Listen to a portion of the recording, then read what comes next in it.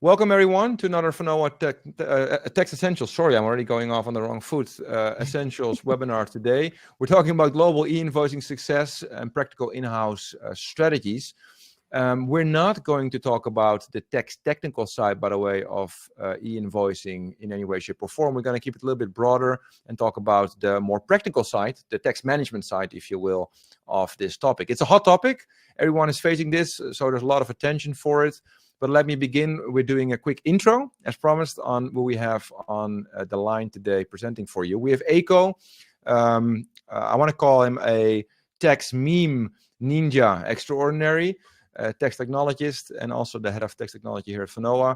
Myself, Rob, chief text officer here at Fanoa, and then we have Rolf on the line as well, our solutions engineer and implementation expert. Rolf brings a wealth of technical knowledge to the table today, so that's going to be useful as well. But before we dive in, maybe we can just look at the agenda for today, so we know what we're going to discuss. Yes, so we're going to talk about the lay of the land very briefly in terms of what we're actually going to touch upon when we think about e-invoicing, so that everyone has the same context. Before we move into data is critical in this space, and we're going to tell you why. We're going to touch upon build versus buy, of course, a very known one to people in-house in text teams, and that ultimately then also leads to procurement considerations as well. We're going to have a surprise demo for you today, which is a tool that a lot of our customers use for e-invoicing purposes around data validation. Rolf is going to give that to us. That's going to be helpful, and then we have some time left for questions as well. I hope, assume. I hope so. Right? Exactly. Before moving on, can I add one thing, Rob? It's just maybe for those of you who are joining one of these webinars for the first time. The platform that we're using is called Livestorm. I'm sure you've recognized that by now. If you haven't used it before, at the bottom there is a menu panel, and you can do certain things. You can interact with us by asking questions in the chat, as many of you already discovered. You can also ask questions directly to us privately, there's a questions option there as well. We would encourage you to use the chat option. Why? Because quite often, while we do have our specialists in-house who can answer questions, what we found in the past, that quite often individuals who are also on the calls are somewhat experts, and they can offer you a different perspective that they have experience from in-house themselves. So I'd encourage you to use the chat functionality there. And if you really want for a fast response, you can also start using emojis, which is, of course, if you are shocked, happy by something, there you go. Some people have discovered it already. You can start using emojis at the bottom of your screen. That's it, Rob. Just one quick addition. Hopefully that adds.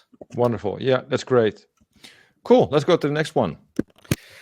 All right. Actually, even before letting you continue with your slides, there's one thing that we want to mention on terminology in this space, that there are several of you on the call who are quite proficient. There's some of you who are newcomers. There's several of you who are proficient in this space. What I would say is there's a lot of depth to this terminology within this area. The purists will recognize the difference between the e-invoicing and digital reporting. They're not the same thing.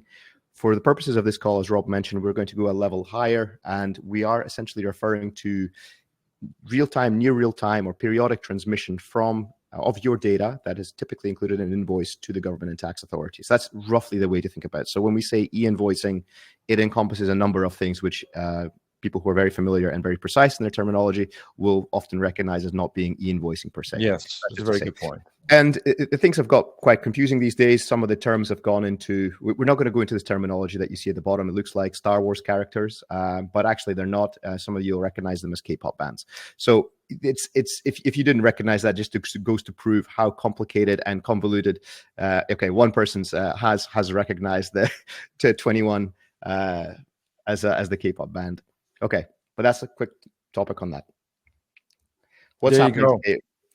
Well, Rob, can you talk us through what's happening today? I think before we really talk about some of these topics, we need to level set a little bit, right? And what we see happening out there, or everyone actually, is two major things that I think are worthwhile standing still on for a few seconds. One is the actual amount of mandates that are exploding clearly throughout the world. So that's something to discuss. And two is what we call TA 3.0, so Tax Authorities 3.0. That's something that's also relevant to mention in this context. So let's just tackle them both quickly, if that's okay. If we go to the next slide, on the mandate side, this is basically the lay of the land. We've seen this going from a handful of countries originating in LATAM, I believe, to where we are today. A linear growth, explosive, nevertheless, over the last decade or so. Multiple iterations of mandates throughout countries where the scope has typically changed or expanded. But from our perspective, and I think this is the main takeaway, the big acceleration is just getting started. So what we mean there is that we believe the mandates are going to expand in all sorts of ways. Now, not only from a transactional flow perspective, so your B2G, your B2B, B2C, soon everywhere as well, but also from the type of taxpayers involved, not only the large one, also the smaller ones.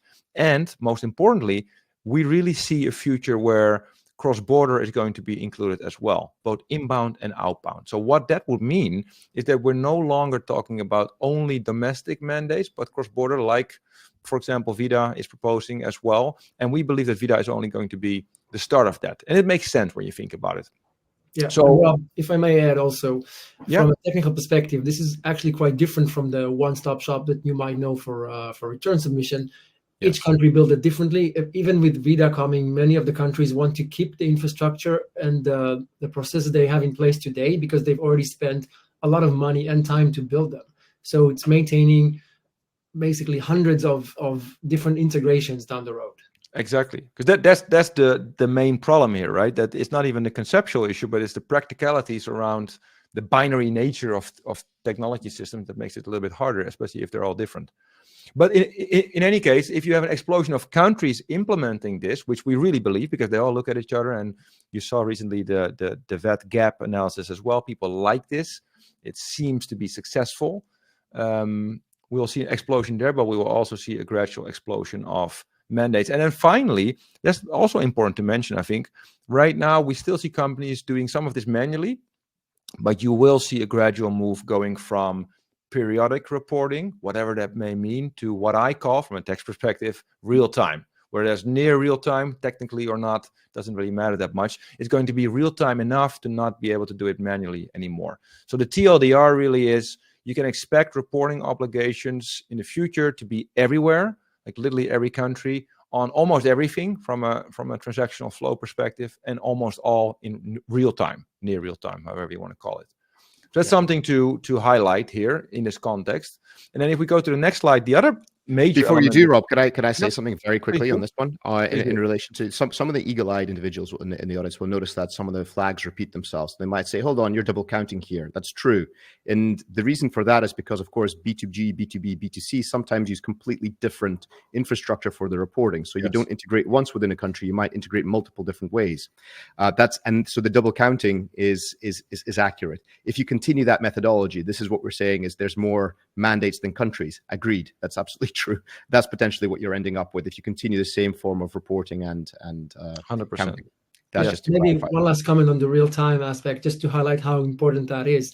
So for returns filing, you know in advance when it's coming, and you could have people doing it manually or use consultants. But for real-time reporting, it's down to the extent that Egypt requires it within the same day, Canada within a few minutes. So, if you have one person doing it and they're sick, or, they can't really handle that volumes within the same day, you have to automate the process. Yeah. Yeah, it's just you're just no longer possible to do it manually. It's going to be impossible.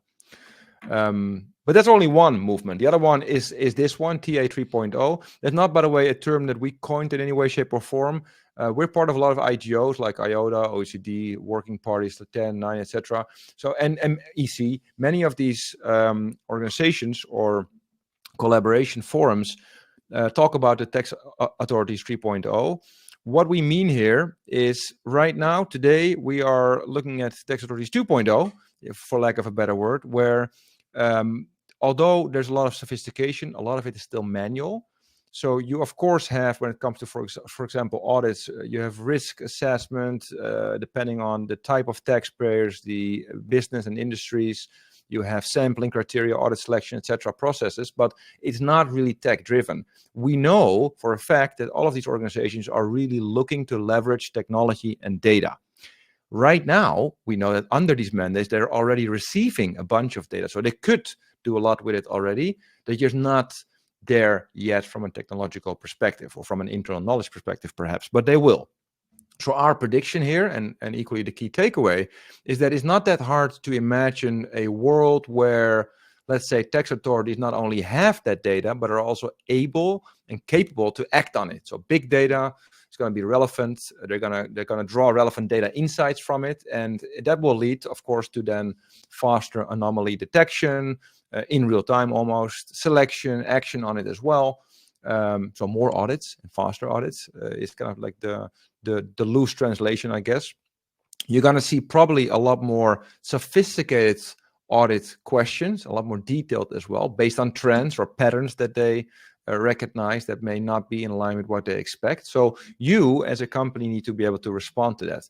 In other words, from an in-house perspective, we believe that you not only have to deal with a lot more in terms of the mandates that are coming your way, but your audit and defense strategies and perspective will largely depend on your relative position on tax technology versus the authorities.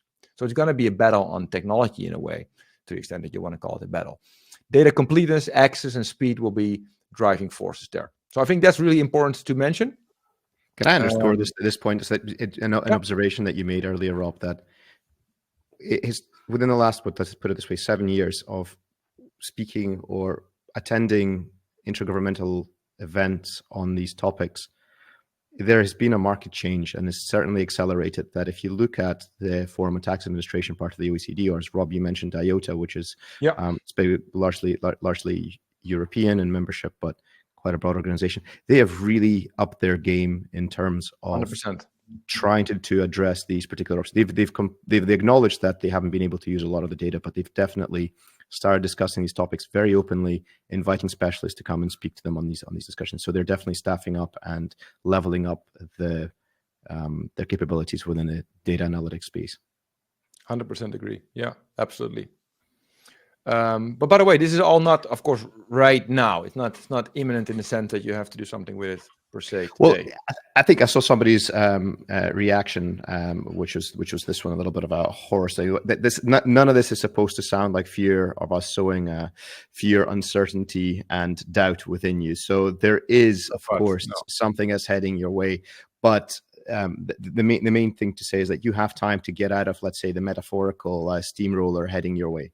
Okay, so it's not something that's happening right now. It's something that's happening certainly within the next years. There's plenty of things that can be done. One of them is ensuring, or certainly looking into your data, ensuring the importance of good data quality within your organizations. Rob, maybe you can talk about the space, but I just want to say that we're not trying to sow fear, uncertainty, and doubt in this crowd. There's plenty of time to do things about it. And here's some, I guess, the practical side of the presentation where we can focus what you can really focus on internally. Yeah, I mean, it's a logical conclusion to draw, right? That if we're talking about these mandates, we're talking about the digitization, then data is going to be a fundamental first step to get right. So if you would go to the next slide, a lot of companies nowadays, especially the more established ones, are looking into master data management as a tool to ensure that their data is appropriately managed. Can you demystify it? It sounds like buzzwords. It does sound like a buzzword. So tax master data is a buzzword in a way. It's not that complicated. What we're talking about here is really anything that's non-transactional, right? So your relatively static and commonly used data in your finance systems that are relevant for tax. So for e-invoicing, mostly, this means, for example, your supplier data, your customer data, because that's kind of like a core part of what you're sending at a transactional level to the authorities. And that needs to be accurate. If it's not accurate, then you already have an issue because you can't successfully report your transactions, right? Or they'll be rejected, or whatever you actually report is just wrong. Let me give a couple of examples. If you historically look at organizations, we have seen and experienced ourselves as well, that you're not always capturing the relevant data. So it may be that your data is just incomplete or you're missing data. It could equally be that you do capture data, but you don't do it in a consistent format. So the format is off or it's unstructured. You have like dots where you shouldn't have them, O's, etc. The naming is not consistent, things like that. Or, and this happens in, I want to say 90+% of cases, even large companies, you don't have sufficiently high enough quality data. And what I mean there from a qualitative perspective is that your data, for example, isn't validated. Imagine, as an example again, that you capture a tax ID of a supplier or a customer, and it's the right format because you have structured data and you capture it in the first place, which is great, so it's complete, but it's all zeros. That doesn't really help you from a quality perspective, right? So that's important when it comes to tax master data. I think another one, often overlooked but quite critical, is access to data, right? We see a lot of companies that have fragmented data sources and that are unable to timely access it for the relevant purposes. So that's critical as well. The key takeaway here, from my perspective at least, is twofold. On the one hand, garbage in, garbage out. You need to confine to that old adage and understand that if you don't have good data, it will block it all from an e-invoicing and digital reporting perspective. And two, if you think about master data management, it's not a bad idea in light of what's coming in the coming years to start planning ahead a little bit, taking a close look at your tax master data structure, your needs, your use cases, that is, and understanding how you can have a deliberate strategy or management structure around it. Who owns it? How do you keep it clean, etc. Yeah, and Rob, maybe I can also add from, yeah, please. So since the majority of the audience are more tax oriented, in many of these cases, the information is actually collected at a checkout page or an onboarding page, and then trickles downstream. So from a tax perspective, there's not always control on how you collect or validate the data, but there are several ways to do so. So if you cannot validate it upstream, so in the beginning of the process, there's also a way to do large master data cleanup. So periodically cleaning the data in batches. That's also something that could work and be beneficial. Yeah, and this is a very good point, by the way, Rolf. We see a lot of companies investing in this, right? In terms of like actual projects to clean up their master data, typically in light of finance transformation. So it could be like an ERP migration or other larger projects, but it's definitely something that you can think of as a tax team standalone as well, in light of what's coming on the e-invoicing side. But anyway, so imagine that you've done that, right? And at some point you either have a great strategy for master data on the tax side, or you've done a cleanup and everything is good. You check that box, then you're probably ready to start thinking about your e-invoicing strategy from an in-house perspective in a broader context. I think if we go to the next slide, the then what question is relevant. There are a couple of things that we need to highlight that are unique to this, that we have seen ourselves in the past and now as well from a Fanoa perspective, that in-house teams tend to struggle with. And that is that this is not your average tax topic. So it's not a topic where the tax team has full ownership of the topic and or decision-making authority. And that is simply put because it's so multidisciplinary in its impact, right? So it's not just a tax-led initiative. It's not engineering or IT-led either. It touches everything: business operations, finance, procurement often. There's sensitive data involved, so legal typically has something to say about it, and everyone needs to be on board with whatever direction you want to go into. Now, that's a blessing because it means that a lot of resources may be actually able to help you, but it's also a curse in the sense that if everyone owns it, nobody owns it. And I think, Eiko, you mentioned, right, that we did some research on this recently. I haven't seen it, so maybe you share on the critical failure. We had a look at the 10 most common issues that were found. It's like a bit of a, I mean, we did I don't want to say clickbait article, but we did. It has a lot of substance to it. The biggest problem that have been observed, both from an in-house and an external perspective, is the lack of ownership when it comes to this space. A lot of the projects here fail or just fall flat on their face. Because you don't have a clear decision maker or owner in-house who is able to make timely decisions. So remember that meme of the steamroller coming across, that can actually materialize because lack of ownership goes into paralysis from a decision-making standpoint. Nothing ever gets done. And by the time that you figure what you want to do, actually the steamroller is very fast approaching, even though it's very slow. So the idea is, if one tip from us, please allocate ownership internally if you haven't already done so, or pool your business together to get a person that will, or a team that will own this for the future. Yes, that's a critical one. The other one, of course, is that you have to, because as a tax team, you don't have the technical knowledge as a team to actually do it alone anyway. So you can't take it on alone, even if you want to. So that's something to keep in mind as well. Make sure that you have the sufficient internal technical knowledge available from a fintech, IT, engineering perspective, or however you want to call the team internally.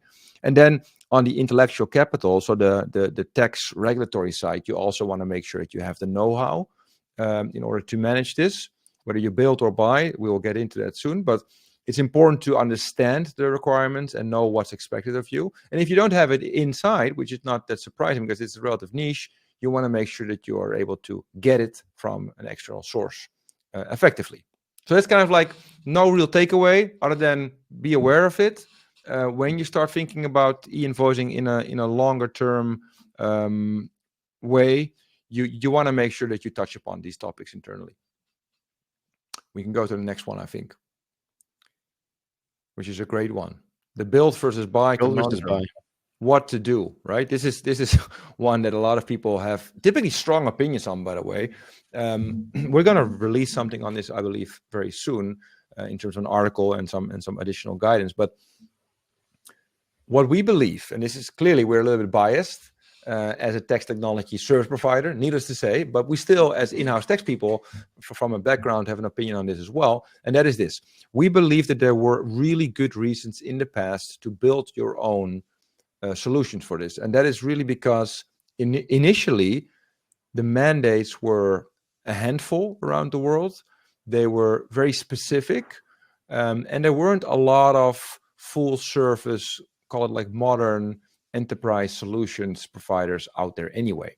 So in that case, if you have the knowledge internally, it's only a small amount of countries, you may as well do it yourself. But today, because of this trend that we were describing, where we literally believe that this is going to be everywhere, that's no longer the case. There's an explosion of mandates, and with that, a whole new industry that's emerging. And that will mean, and it's already, by the way, the case, that more and more service providers are popping up because the demand increases, the supply catches up, it's basic economics, the quality of solutions out there will increase, and the prices will drop.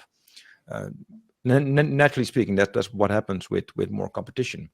Yeah, so not only that, building it is really fun. You know, every engineering team or yes, you like to build something new, but maintaining it over time, that's where you see either attrition or issues because tax authorities will change their regulations requirements. Spain moving from SII to a complete new invoicing model. So even if you build it, it's not future-proof. You have to keep maintaining it and throw more resources at it. 100%.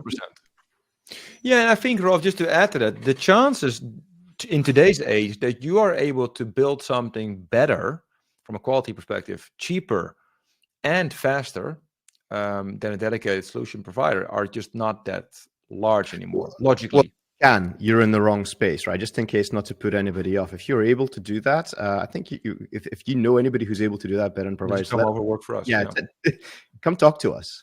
Absolutely.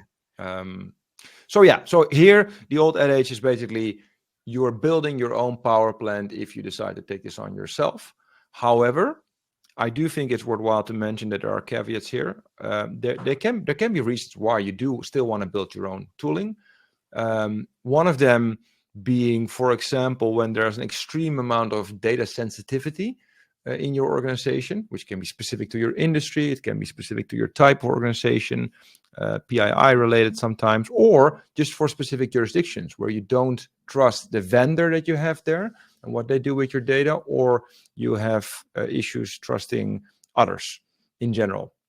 And you just want to make sure that you have full control. In those cases, you could argue that there are more reasons to build internally. Although on the flip side, vendor security processes are of course also there to ensure that your vendors comply with whatever security measures you need to put in place anyway. So there are reasons all to say to consider this as well. Yeah, I think the main problematic topics would be archiving, right? That's a hot topic that comes up here as well. It's not just building the solution of transferring the data to the tax authorities, about maintaining what you have. And if you have millions of transactions or millions of invoices a year, that's storage space. That's in cases like Saudi Arabia, you need like an on-premise solution that's available for audits. So it's a lot of added complexity that you now have to deal with 100%. And own. Yeah. No, sorry. Go on. No, that's it. That's what I wanted to add. I was going to say that, Rob, in addition to, you mentioned that your drafted build versus buy sort of debate, right? So you and I want to say argue. We debated this some time ago. Of course, I was on the side of buy, but I unfortunately lost to you out on this. But you've put down some really good thoughts into a white paper of how to think about the space, which is really kind of from a logical perspective. But in addition to that, our in-house teams have also gathered together on the space of, if you do want to go and buy at some point, it's the journey. That's just the beginning of the journey as well, to acknowledge that you have a multitude of vendors that you can go and approach. Yeah. We sat on both sides. Fortunately for us, we sat on both sides of the equation now, and we've pooled our knowledge together to combine, still undergoing final reviews, but pooled our knowledge together to create a guide on this, which goes through the steps of what are good questions to ask. Now, there are a lot of procurement guides online which are generic. What's different, and I think good about the one that we've tried to collect, is a lot of the individuals or a lot of the people are on the call today are from platforms and marketplaces. And we've added specific sections which address that, because those specific nuances, they're very unique when you're trying to look for a solution, not just for yourself, but potentially one that solves things like generating transactions on behalf or reporting on behalf, or in let me just call it out and say what's coming down the road in VAT in the digital age in some countries and already exists in others, those deemed rules. Yes. When you need to buy and when you're deemed to be buying and reselling certain things as a marketplace, if you need to do digital reporting, that's a very different space again. So looking at those nuances, how you prepare your vendor briefs, etc., specifically from a point of view of a marketplace, it goes a little bit deeper. Agree fully. I think procurement in general deserves a lot more attention in this space, because it's such a unique space. You need to really understand your requirements, your future requirements, and also the potential pitfalls in the solution selection, right? Because it's so specific and technical. Yeah, Can I give? Especially if your business is not typical, so your use cases are more than AR and you have large volumes. So we have a lot of ERPs coming today that offer out of the box e-invoicing solutions for some countries, but they struggle more when it comes to large volumes or any flow that isn't like very standardized. So that's something to look out for, and always ask those questions to ensure you have the best solution for you. Can I say something very, perhaps very obvious for some of the individuals on the call, but for others like me who are first looking at this to begin with, I didn't necessarily appreciate this. When I jumped onto a call with potential vendors, it was always like, can you give me a price? Can you tell me how much this is going to cost me? Unfortunately for you guys in the space that you're in, particularly with the enterprises, there isn't a price that those vendors are willing to offer upfront. They just can't. So what you really need to do, you need to do three things before you jump on that call to accelerate the process of getting a proper quotation. One is figure out the countries that you need the solution in, and then stack rank them, because a lot of you are working with multiple jurisdictions. You already know which countries that you're operating in. Stack rank them internally in order of importance for you to be able to comply with. That's number one. So get the countries. Number two, get your transaction volumes for those jurisdictions, because a lot of the pricing on the market today depends on the volumes of transactions. And number three is to understand what types of flows that you're also facilitating or need to be facilitating in the markets. Like we mentioned earlier, B2B, B2C, they can have different solutions to try and understand that. With those three pieces of information, you can then get a lot further and faster in getting a quotation from your providers. It's something that took me a few calls to learn, by the way, on the in-house side. But for many of you, I think that's nothing new. But in case it is, those are the three things I would recommend, at least getting those three for your preparation for discussions. Agree. And I think on this one, there's going to be a resource, like you mentioned, that we can share with everyone probably after the call, I imagine, on how to approach this process, right? Like a useful template or something. Yeah, we're updating it to our latest thinking. Again, it's always incorporating our learning. So yes, it might not be available publicly, but we can ask our teams, Rob, to reach out to the individuals who dialed in today and to share it with them. If that's of interest to you. We don't want to spam people, but if you're interested in getting a copy, just let me know. Could be useful. Okay, cool. Then we can move on. I think maybe it's actually time to do a bit of a recap.